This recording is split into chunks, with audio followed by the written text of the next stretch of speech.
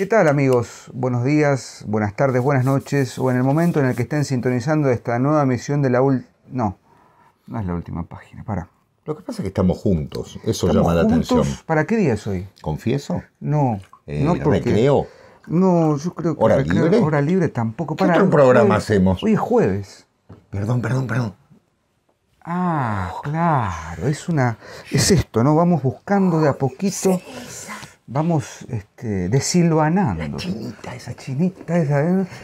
Con el hilo de Ariadna, señoras, señores, aquí estamos nuevamente, una vez al mes, cada tanto. Este año vamos a aparecer. Porrini va a decidir manifestarse. Él se manifiesta en la última página, en realidad. Porrini, el proyecto Porrini, que es factoría de nuestro querido compañero Luquitas Rodríguez, aquí es el efecto Porrini. O sea, el efecto Porrini dura. Entonces, los jueves, vamos a decir, aparece y todavía permanece. Totalmente, sí, acá estoy. Así Bien. que bueno, aquí estamos, como les hemos dicho, vamos a dedicar este año, hemos hecho el primer programa ya hace un tiempo, sobre divinidades. Vamos a hablar de dioses que vuelven, ¿no? Que siempre están. Y no podía ser de otra manera. En algunos programas Con el Hilo que hemos hecho por separado, hemos dedicado, cada uno en su momento, algún espacio a ciertos dioses. Pero creo Apolo, que... Dionisos, creo Odín. que no, Odín. Sí. Creo que no hemos hecho uno sobre quizás el dios más reconocido o ¿De más dónde viene la citado, palabra? de donde viene el Zeus, que es justamente el Zeus, ¿no? El Zeus, ¿no? El Zeus como si fuese el Beto. El Beto, claro. Zeus, el dios primordial del panteón grecorromano, Júpiter en su versión romana, por supuesto. Pero creo que merecía un primer abordaje de este ciclo de Con el Hilo dedicado a los dioses. Hoy vamos a hablar de Zeus, Sebastián. Exacto. Digo hablar porque mencionar la cantidad de fuentes, empezando por supuesto, Ilíada, Odisea, Totalmente. Hesíodo, Anteogonía, los Calímaco, los himnos homéricos, El himno a Zeus. el himno a Zeus. Exacto. Himnos homéricos, dije, los himnos a No, Zeus. muy bien. Apolodoro, la biblioteca.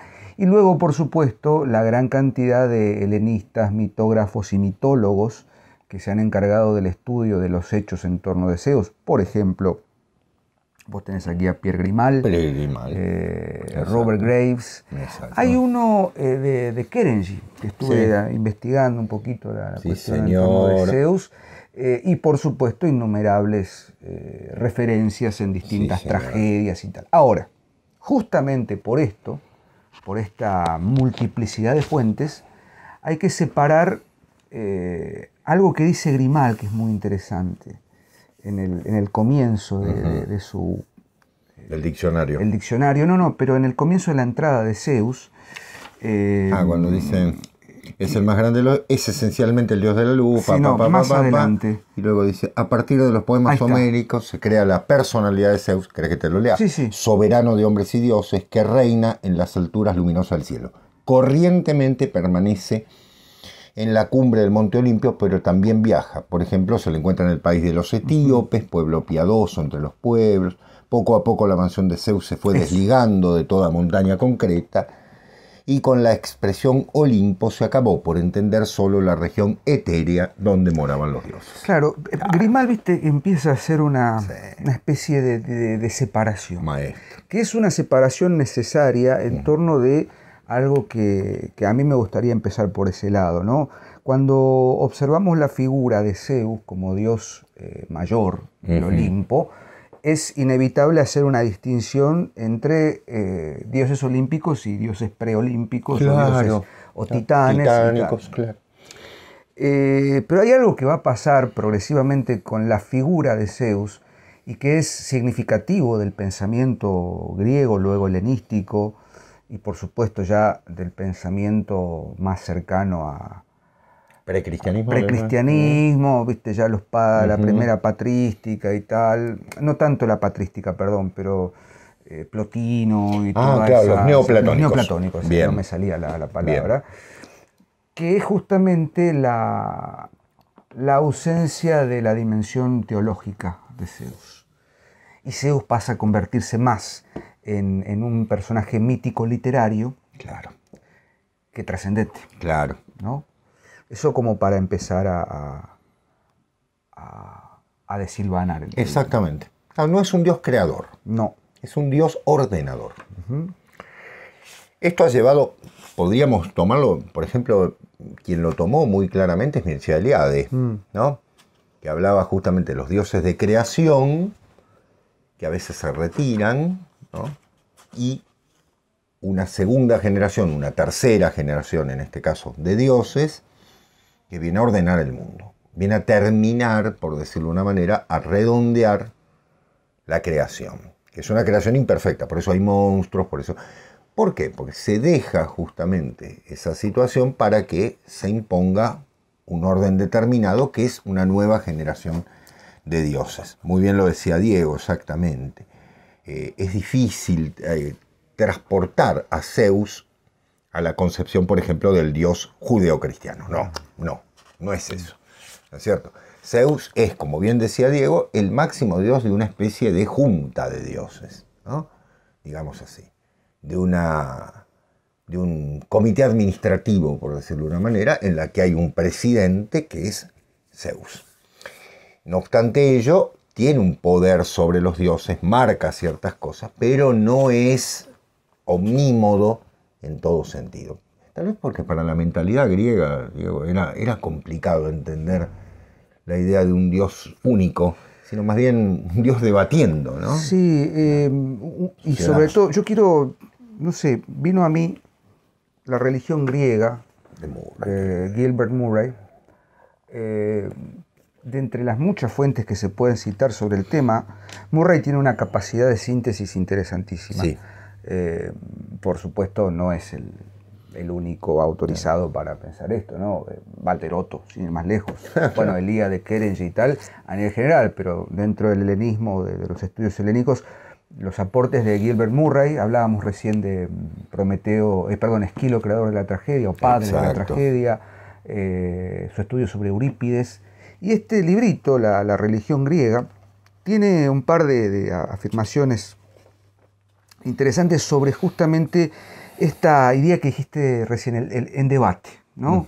Zeus viene a marcar, según la teoría de Murray, el paso entre... O sea, vamos a ordenarnos. Murray sostiene que hay 4 etapas de la religión griega, o de lo que podríamos llamar religión griega. Una primera etapa, que sería la etapa más estúpida, dice, ¿no? Lo cito literalmente, ¿no? Lo tengo marcado acá.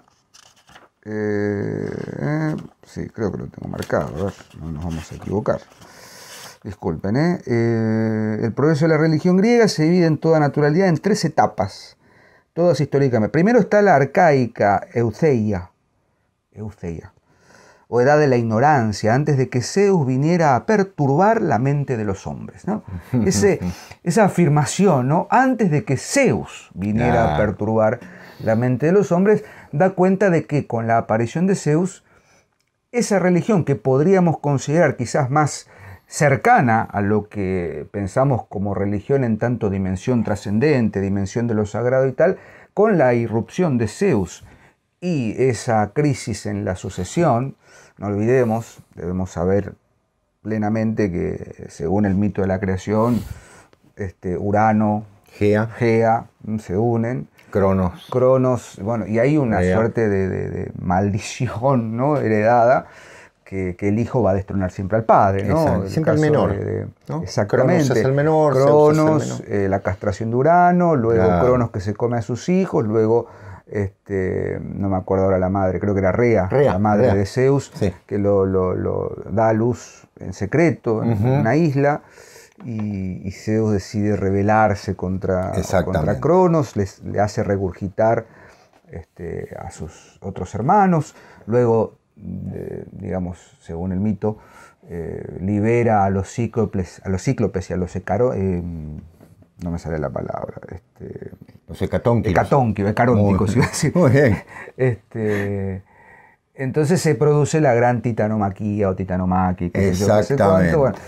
Pero Zeus viene, dice Murray, me interesa esto de viene a perturbar la mente. Porque justamente viene a romper con ese problema y viene a constituirse como un dios que, bien decías, en debate. Claro. No hay una total plenitud de ese misterio trascendente. Incluso más adelante Murray va a decir algo muy interesante sobre la forma de nombrar a los dioses. La palabra Theos, ¿no? Zeus sale de todo eso, Zeus se personifica, claro, casi antropomórficamente. Dice Murray, no debemos olvidar el lenguaje instintivo de los poetas, que usan la palabra Theos en muchos sentidos sutiles para los cuales nuestra palabra Dios es demasiado rígida, demasiado personal y antropomórfica. To eutejin, el hecho del éxito, es un dios y más que un dios. To gignoskion, filus, la conmoción de encontrar a un amigo después de larga ausencia, es un dios. El vino es un dios cuyo cuerpo es derramado en las libaciones a los dioses, y en la ley no escrita de la conciencia humana, un gran dios vive y no envejece. Dirán que eso es mera poesía o filosofía, que representa una teoría particular o una metáfora particular. No lo creo. Un lenguaje de esta suerte se usa ampliamente y sin ninguna explicación ni disculpa. Es decir, tratar de reducir la concepción del Theos o Theos a una persona, o sea, o a una figura, es de entrada un tanto limitante, según la teoría de Murray, ¿no? Por supuesto.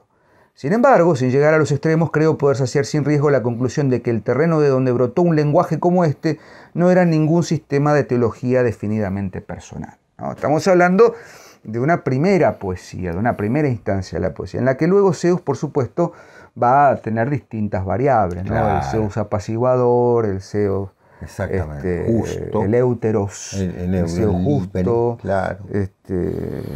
Exactamente. Aparece... Porque el término es un liberador, perdón. Liberador, claro. El que otorga libertad. Aparece como el nombre de Dios, miren qué interesante, aparece como una cualidad del Dios, ¿no? Casi uno podría decir divinidad, ¿sí? Tiene divinidad, para que nos entendamos. Porque el nombre es Zeus. Y Theos es una derivación casi genitiva, ¿no? Es decir, en el sentido de algo que es de Zeus, por lo tanto de la divinidad. Es algo que luego se va a aplicar a los distintos theoi, a los distintos dioses, ¿no? Pero partiendo de la cualidad de Zeus. Es interesante eso, ¿no? O sea, hay una cualidad que tiene Zeus, que es la de la divinidad, que luego se va a aplicar a todos los dioses, a los distintos dioses del panteón griego.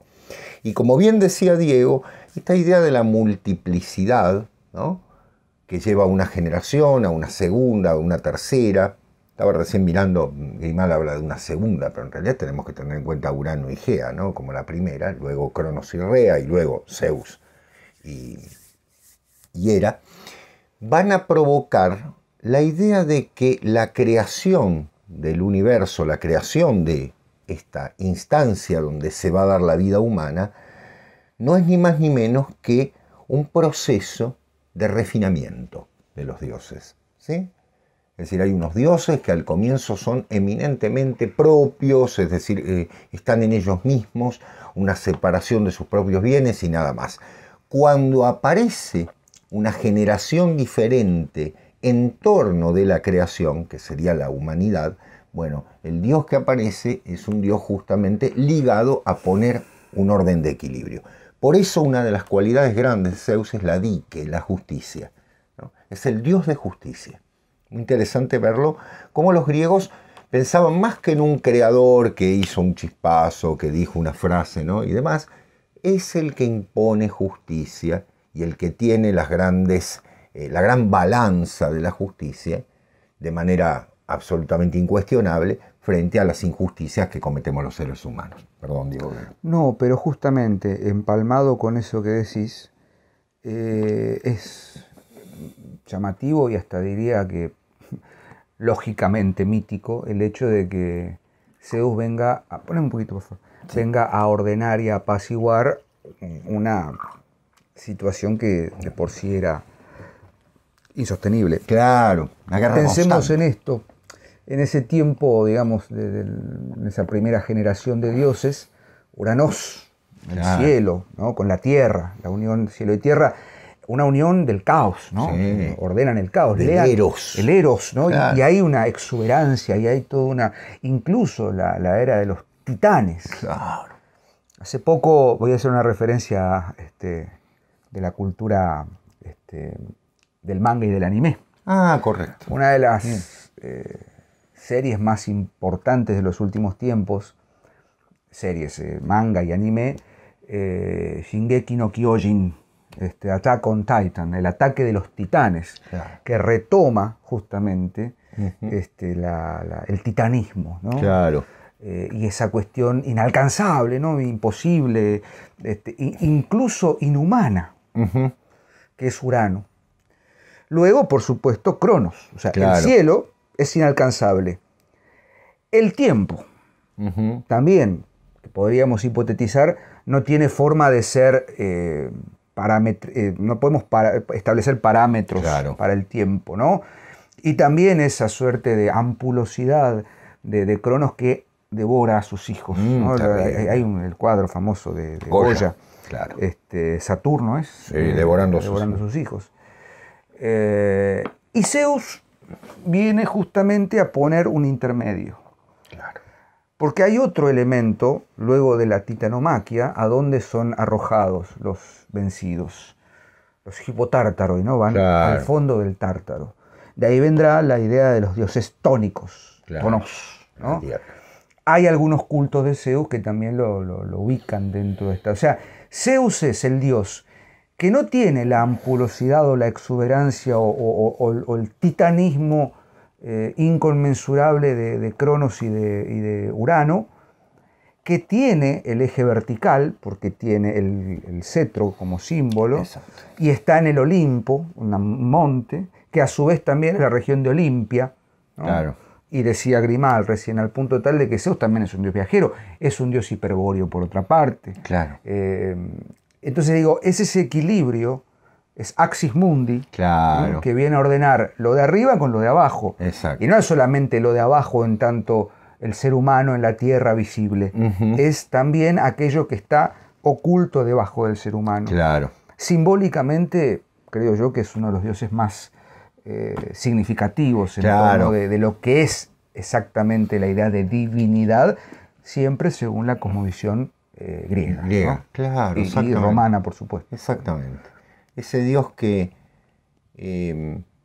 ordena y que sabe administrar y que reparte, porque no olvidemos que el inframundo está en manos de su hermano, que los mares están en manos de su otro hermano, y que él se reserva el cielo y la tierra firme, ¿no? Como algo en lo cual ejerce su soberanía. Y con los otros dos hermanos hay pactos, son tres, ¿no? Fíjense también, ¿no? Muy interesante de ver por qué tres, ¿no?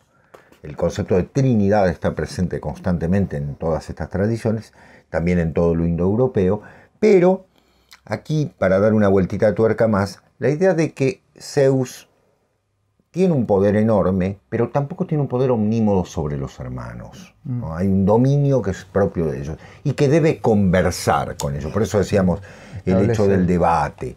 Claro. De hecho, hay cosas que no puede hacer. Por ejemplo, no puede cambiar el destino. Puede atrasarlo. Fíjense qué interesante la mirada griega, ¿no? Hay un destino, hay una moira, ¿no? Que está siendo tejida, ¿no? De una manera. Y esa moira, él lo único que puede hacer es, en última instancia, añadir más lana al tejido que se está desarrollando, alargar esos hilos para que la consecuencia sea más tardía, pero la consecuencia ya está. Eso se ve en la Ilíada claramente, cuando, ¿no es cierto?, Afrodita le pide, como ya lo hemos dicho, le pide que Troya no sea destruida, y él dice, lo único que puede hacer es atrasar su destrucción. Ya está condenada la ciudad. Es interesante, ¿no, Sebas, eso? Porque después tenés... yo me acuerdo cuando dábamos, en mi caso enseñaba la Ilíada y la Odisea a los alumnos de primero, siempre era Zeus poniendo equilibrio. Claro, claro. Balanceando la situación. Quizás en la Ilíada sea el poema donde más se ve la intervención de otros dioses, ¿no? Afrodita, Atenea y tal. Zeus siempre como... Sin embargo, en la Odisea, cuando empieza la Odisea, empieza con esa especie de la bulé, ¿no? Ese concilio de dioses, la asamblea, no me salía la palabra. Esa asamblea de dioses donde, claro, Odiseo está hace una punta de años ahí en la isla de Calipso. Y dice, che, ¿qué hacemos? Pobre pibe, ¿no? Pobre pibe, ya está. El profesor Ortega ubicó la bulé en Corrientes y Esmeralda. Claro, perdón por la... Bueno, no, muy bien, me encanta. Digo, pobre... Parece Alejandro Dolina. Tiene un giro Alejandro Dolina. ¿No? Dioses griegos en... No, me falta, debo reconocer que me faltan muchos años para ser como Dolina. No, pero muy bien, pero digo, es respetuosamente afectuoso. Claro, ahí también está... las distintas versiones de Homero, ¿no? 3 versiones de Homero, como 3 versiones de Judas de Borges, bueno, 3 versiones de Homero. El Homero, de Homero no, de Zeus. La versión homérica de Zeus, claro, de Ilíada Odisea, tiene algo particular, ¿no? Porque en Odisea estrictamente dice, bueno, está bien, dale, le dice a Atenea, anda. Sí, totalmente. Anda y Atenea es la que después lo va a ayudar de múltiples maneras. Totalmente. Un tanto...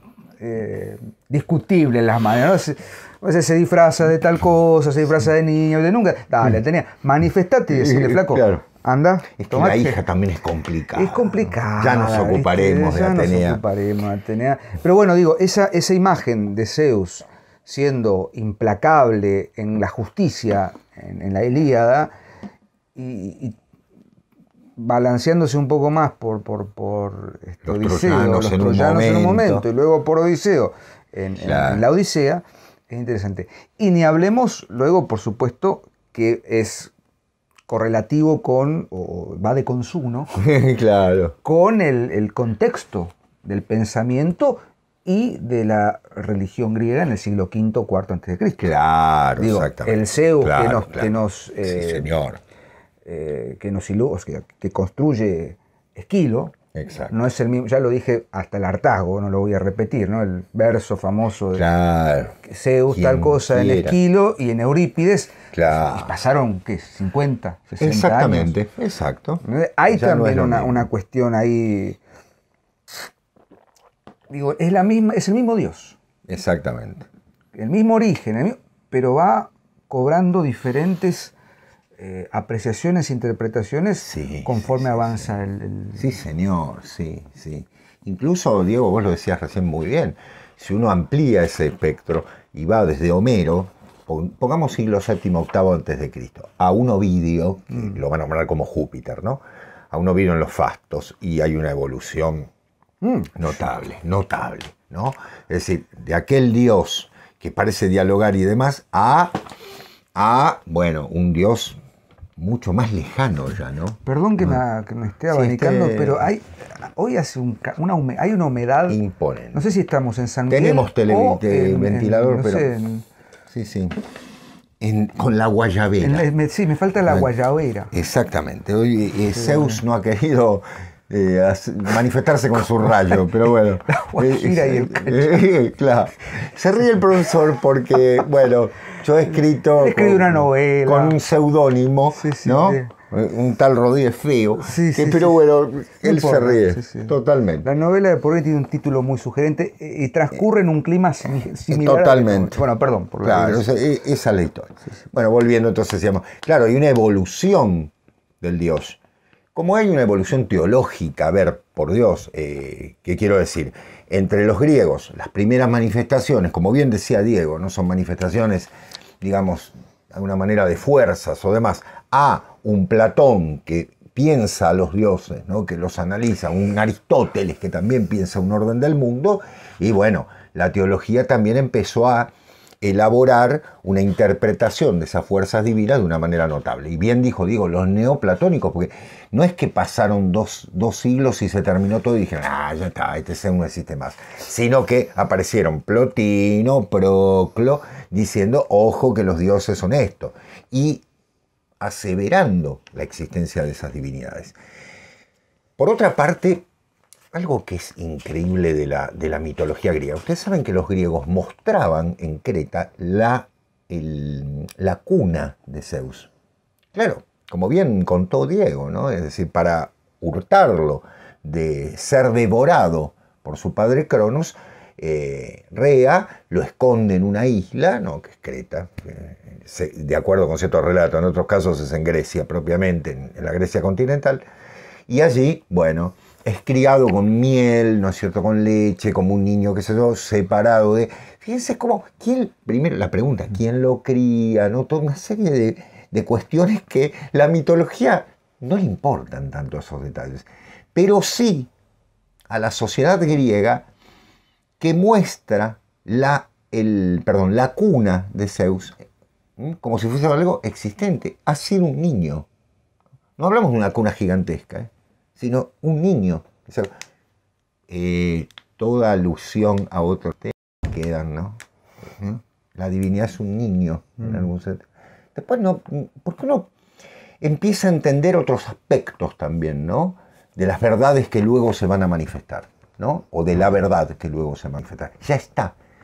Por eso, lo voy a decir directamente, por eso los padres de la iglesia y muchos pensadores cristianos posteriores no querían condenar decididamente a todos estos hombres, ¿no? Diciendo, bueno, eran unos páganos que no, sino que habían entrevisto, ¿no? Con un ojito tapado, como los pinta Miguel Ángel, ¿no? Como diciendo, entrevieron que había una verdad que es atemporal.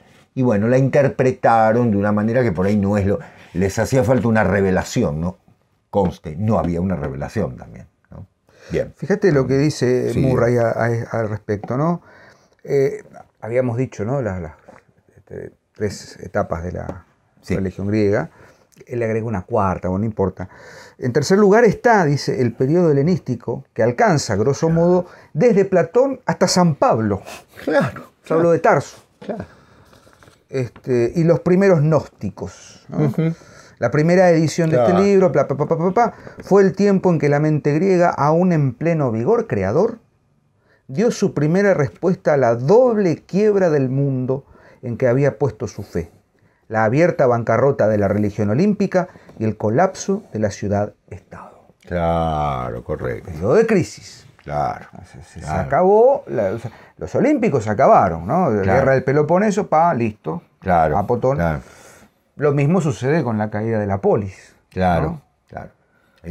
Hay una crisis enorme que también es una crisis religiosa. Entonces, ¿qué surge allí? Acuérdense. Como bien decís, San Pablo, ¿no? San Pablo y la pistis. Fíjate lo que dice aquí, ¿no? Muy bien. Por mi parte, me alegro de decir que su método debe ser con mucho y en gran parte lo que San Pablo llama pistis, o fe. Platón también lo menciona en República. La pistis es una de las interpretaciones de los 4 niveles o 2 niveles duplicados de la alegoría de la caverna. En otro momento hablaremos de ello. Pistis o fe, es decir, cierta actitud no del intelecto consciente, sino de todo el ser, que usa todas sus potencias de sensibilidad, sus más tenues e inarticuladas antenas y tentáculos, en el esfuerzo por tocar de algún modo con ellos lo que no puede asirse con los concretos sentidos o analizarse por la razón consciente. ¿No? Es decir, esto quizás vaya como sostén de lo que afirmabas recién, ¿no? Es decir, por algo, los primeros padres dijeron, tal vez haya algo ahí que nos permita sostener o tomar algún elemento de esta forma de entender la pistis, la fe, exactamente. La pistis. No tanto la idea de Dios, por supuesto.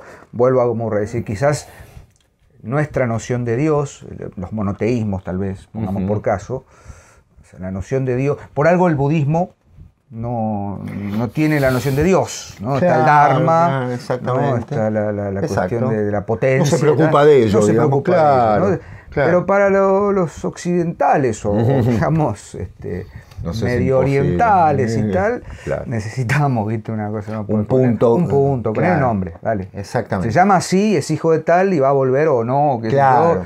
Porque la vacuidad es algo que en Occidente no se puede soportar. Por eso la claro, mitología. el horror vacui. Claro.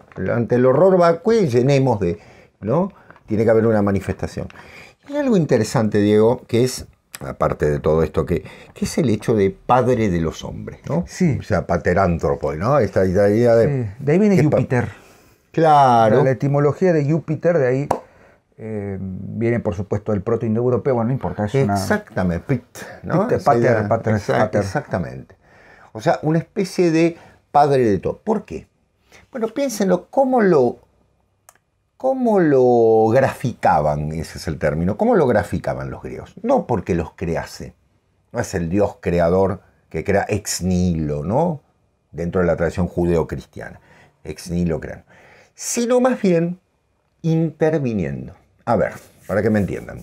Porque esto no deja de ser en cierto grado gracioso para muchas personas. Pero Zeus ha tenido tanta aventura con divinidades, con humanos, ¿no? Se aparece, se desaparece, la lluvia de oro, el cisne de Leda, ¿no? Se ha transformado en miles de cosas para yacer con mujeres. Un poco flojo de papeles. Digamos, y la esposa es la diosa del matrimonio. Es muy gracioso. Complicado. Complicado el tema. Pero a la vez es la idea de la multiplicación, ¿sí? Es decir, él, con su simiente divina, generará, ¿no es cierto?, como es notable, una generación de héroes, de semidioses, por decirlo de una manera, que son de alguna manera la presencia de la divinidad entre los hombres. Es decir, no lo veamos solamente como algo procaso, como una incontinencia del Dios, sino una presencia real del Dios entre los hombres. No es que quiera ser un panegírico de la religión griega, sino simplemente entender, a ver, ¿cómo puede ser que venga un Dios, que se mezcle con él, como decía el profesor, con la chinita esta, con la que... No es esto, sino fundamentalmente, o que se haya sentido raptado por la belleza de una mujer o de un hombre, ¿no? Porque todo Ganimedes, ¿no? Todo lo que me... A ver, es un Dios. Sin embargo, es la intervención de lo divino, ¿no? De lo divino en la vida humana. Y para los griegos la mejor forma de explicitarlo era decir, el Dios intervino de esta manera. Es decir, tuvo descendencia de una mujer, tuvo descendencia de otra divinidad que no es Hera, que a su vez procreó tales o cuales cosas, que luego él divinizó de alguna manera, como pasa con Dionisos, ¿no? Como pasa con cantidad de dioses que ha creado y que fueron en algún momento Hércules, ¿no es cierto? También. Es decir, todo eso habla de una presencia constante de la divinidad. Por eso no es un Dios así, digamos, de creación y luego de justicia nada más, porque de justicia lo es, sino participante. Que claro, como bien decía Diego, muy bien, con el tiempo, ¿no es cierto?, se lo fue como preservando más. Esas aventuras quedaron de lado, ¿no? Ya no estaba en la intervención, sino más bien en un equilibrio del mundo. Algún carpetazo siempre se cobra. Están los Olympia Papers, ¿viste? algún yate por ahí, por el mar. Le encontraron una Olimpia se llamaba. La Olimpia, el yate Olimpia. La isla de Epstein, ¿viste? Dicen que estaba Zeus también. ¿No? Sí. No, bueno, chiste aparte. Tiene papeles débiles, claro, exactamente. Es uno de los dioses más importantes de la mitología con mayúsculas. Y hay algo que vas a... Mira, Diego, sí, eso ¿qué me parece simpático. ¿No? Algo que siempre Grimal es un genio. En el diccionario de Pierre Grimal, que lo pueden conseguir en PDF, está en PDF completo, hay un cuadro. Hay un cuadro sinóptico. Genealógico. Para que nos divertamos un ratito, ¿no? De el resultado de las uniones divinas y humanas del querido Zeus, ¿no? Sí. Bueno, pensemos que este hombre ha hecho, esta divinidad, discúlpeme, padre Zeus, ¿no? Se te escapó la tortuga. Sí, se me escapó la tortuga, sí, la tartaruga. La tartaruga. El tártaro, ¿no? Con Metis tiene Atenea, que luego sale, ¿no es cierto?, sale de su cabeza. Qué quilombo. Sí. Metis, después está la otra. Temis, vamos. Con Temis tiene las horas. Con Mites. Con... Sí, sí, vamos de nuevo. Perdón. Metis, Atenea. Temis, démoslo vuelta, las horas y las moiras, que es fundamental, ¿no? Las que tejen, las chicas que tejen, que tienen a veces más poder que él. Bien. Con Dione, Afrodita. Aunque discutible, no hay otra tradición que nace de la espuma del mar, Afros, ¿no? Bien. Con Eurínome, Cárites. Con Mnemósine, las musas. Las Claro, 9 musas. 9 musas. ¿Por qué? Porque estuvo 9 días. Que aguante. Claro. Perdón, la de Mnemósine que aguante. Está bien. No, bien. Y Zeus también. Bueno, bien. No nos vamos a engañar. Fueron 9 días de relación. Hay que ser un dios, ¿no? Sí, Bien. sí, básicamente. 9 días. Profesor, por favor. Con Leto tiene a Apolo y a Artemis, ¿no? Los dos hermanos directos. Con Deméter, Perséfone, nada menos que se puede hacer, ¿no? Pobrecita, ¿no? La chiquita esta la... Y con Hera, bueno, ahí sí, matrimonio, ¿no? Tiene a Ares, el dios de la guerra, le salió todo complicado. Hebe e Ilitía, que para muchos también es relación de Hefesto, ¿no? Y ahora viene con los seres humanos, y vamos rápido. Con Almena tiene a Hércules, Heracles, ¿no es cierto? Con Antíope, a Anfión y a Ceto, todos héroes de la tradición griega. Con Calisto tiene a Árcade, con Dánae tiene a Perseo, vamos a pasarnos, ¿no? Con Egina a Éaco, con Electra a Dárdano, Yación, armonía, ¿no? Que después va a ser. Armonía. Qué hermoso, No, la boda de Cadmo es armonía. Claro, Cadmo, exactamente.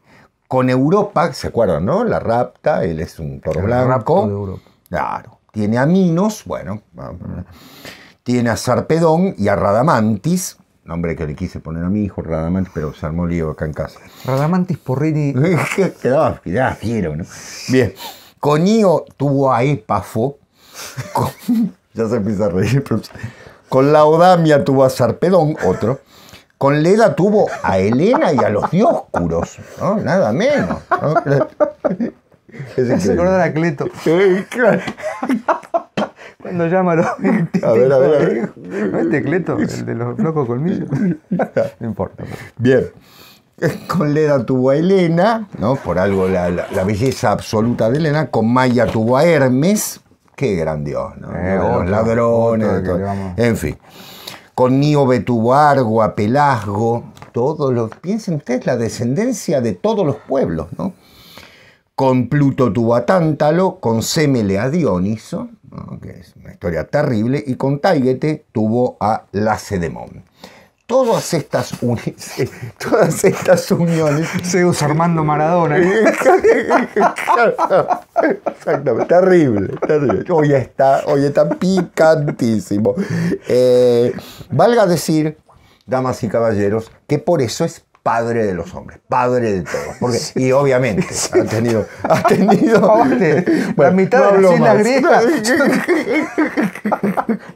Un monoherencio. Nos van a venir. Asignación universal por hijos. No, terrible.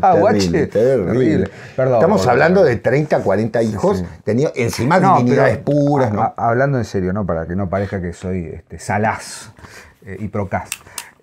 Aunque sea blasfemo. Sí.